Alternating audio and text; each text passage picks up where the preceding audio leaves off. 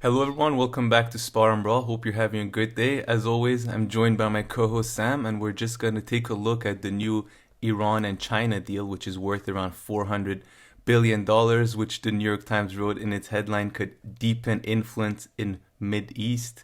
Well, of course, no shit. I don't know why that's the first thing that they went with.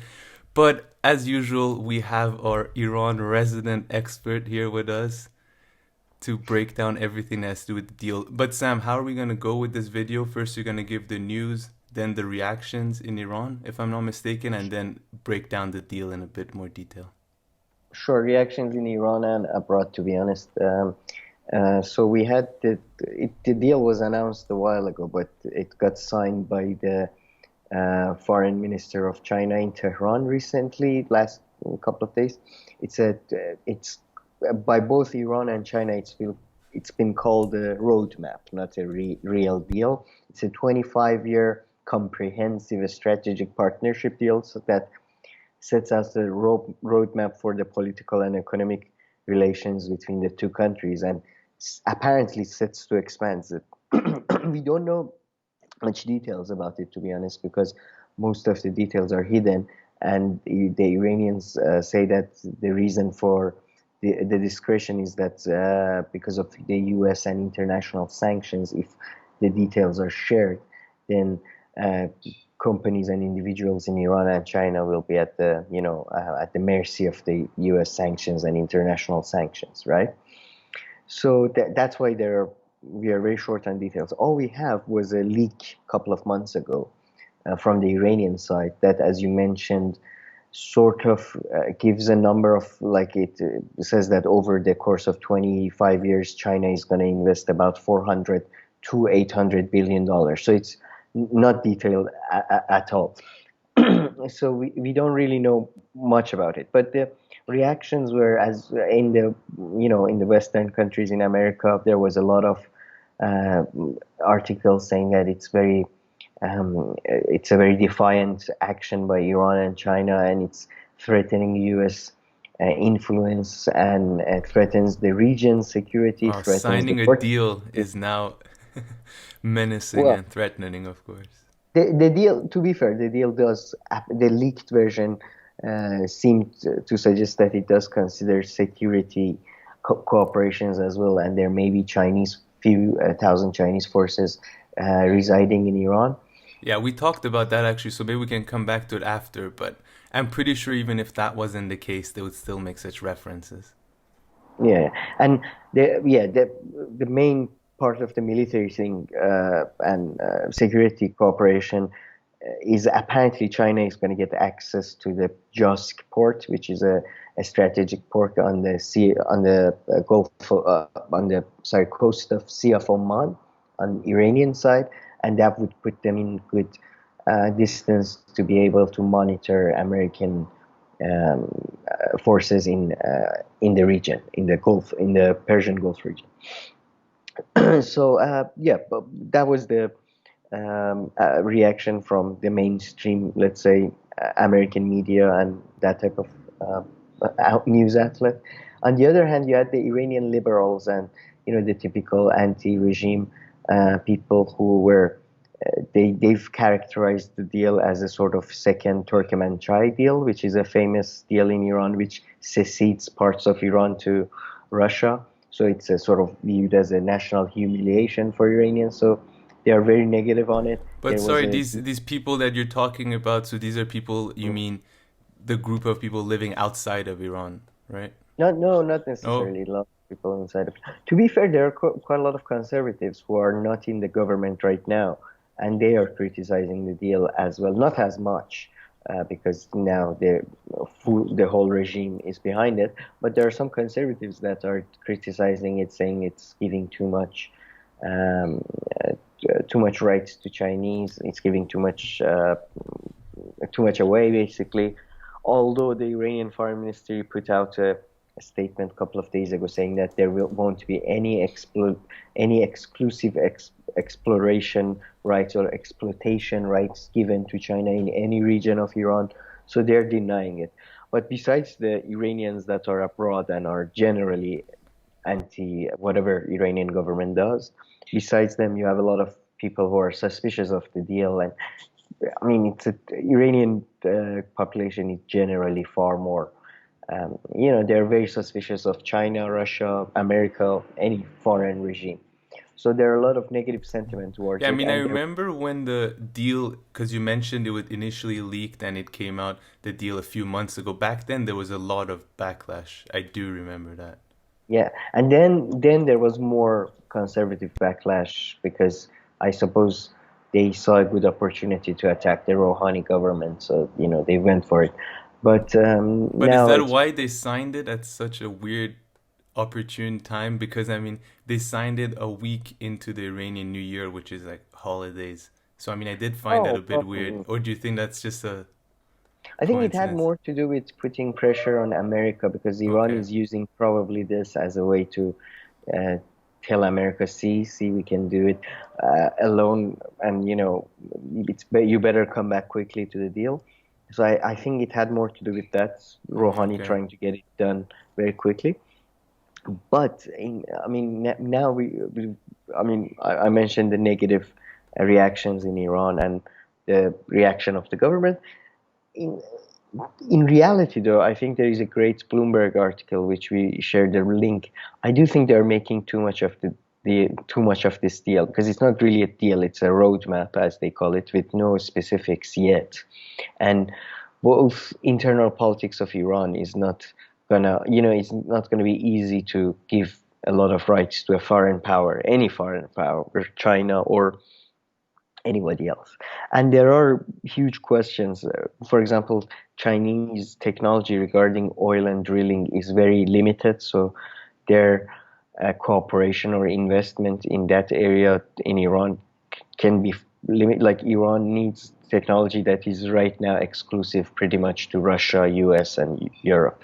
China doesn't have that. So cooperation in those industries is, I mean, we're going to see what's going to happen. It's right now it's not clear the details.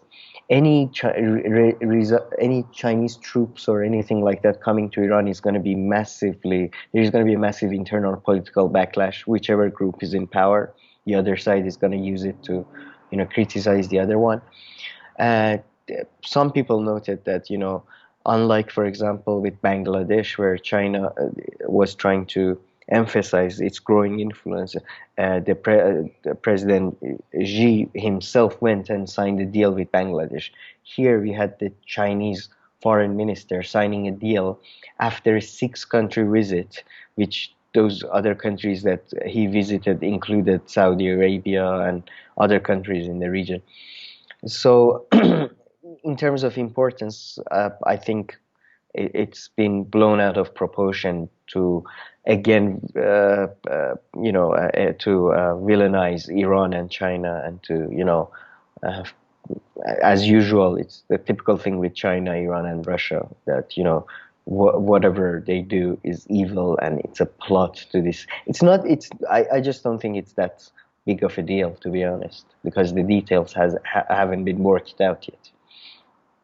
Yeah, no, exactly. But so I mean, are there any is there any further details though? Anything else that you want to add about the deal or the roadmap, like you mentioned? Not really. So far, all we know is that yeah, China is going to invest apparently in transportation and technology infrastructure, and Iran is going to give a cheap oil to China. Okay. But I mean, no more. There is no more details as far as I know. And to be honest, how much it will be enforced is a very Yeah. massive question. Yeah. But those are interesting stuff. So the foreign minister was on a pretty big tour when he passed when he passed by Yeah. Iran. And you're right. So Iran, I mean, does need cooperation for the technology that it needs for its oil production and everything. So it can't be fully reliant on China. Well, the thing is, yeah, the deal includes apparently heavy investment by Chinese in oil and petrochemical industries. But China does, like, besides the in financial aspect of the thing, is they don't have the technology to be able to help. at the moment. Maybe they'll develop the technology or they buy it, but at the moment they don't.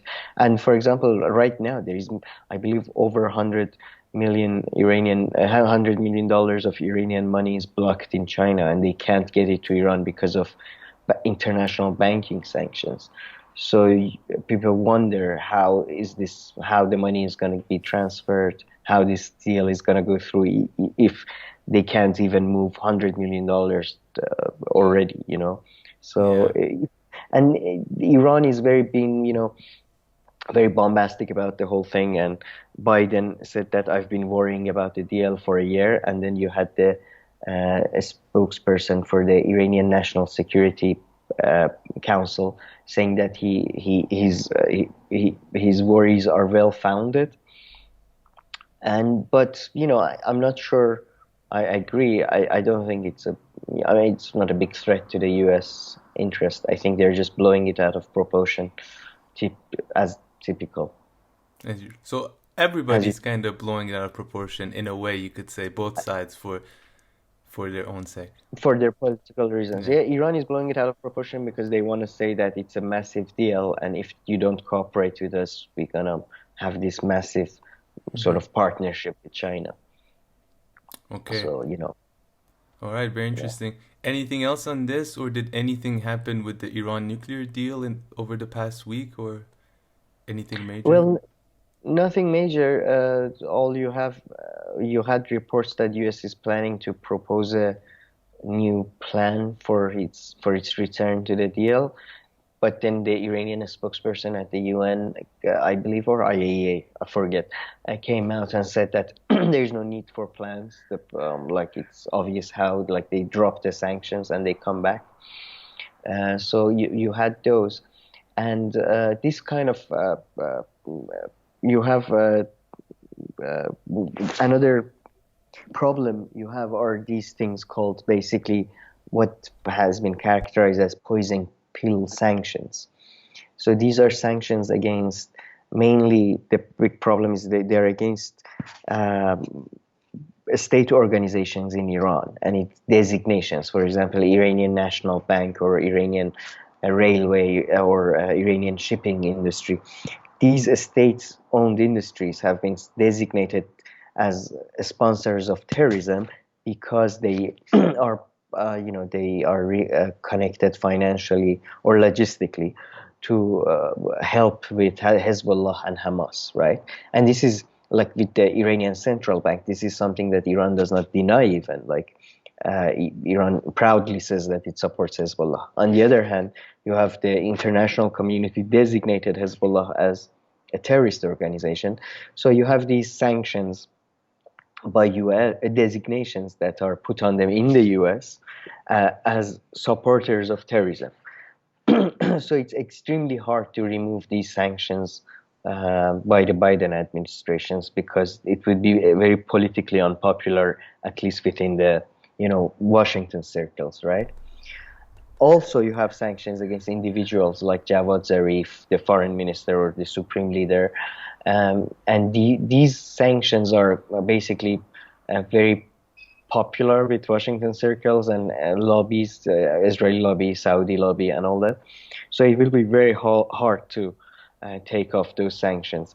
And generally speaking, it seems like even if US does come back to the deal, it's gonna be yeah, long time till we see any real effects in Iranian economy or in in the relationship between the Iran and the regional powers because of these sanctions. And yeah, there's very little update basically. But I mean, that was the problem kind of the first time around too, right? They signed the deal, but then the sanctions were slow to be removed and revoked. Yeah, exactly. The sanctions were slow to be removed and revoked, and there was different interpretations of when the sanctions will be exactly removed, like when the actions are done or when the actions are started. And then there was this sort of like there's all these fears that okay, if we work with this organization, but this organization is connected to that organization, and that organization is funded by the other organization. Mm-hmm. So because of that, a lot of businesses don't obviously come in because it's too murky and too Yeah. risky, you know. No, definitely. Okay, very interesting. Anything else to add? No, not really, but yeah, hopefully there will be some updates by the next, couple Yeah. of years because I think this is gonna, Couple of years. Well, we yeah, have the Iranian elections coming up I, in 3 to 4 months, promise you, so I, I'm gonna do a massive prediction. I'm gonna predict that in the next 2 decades, we're gonna have some updates because this is not gonna be resolved, I think, for the next 40, 50 years. So, yeah, that sounds about right. Okay, well, thank you very much for watching. Please like and subscribe if you like this video. We have plenty of content like this on our channel, and we'll keep on covering Iran and all kinds of other geopolitical issues. So thank you and see you in our next video.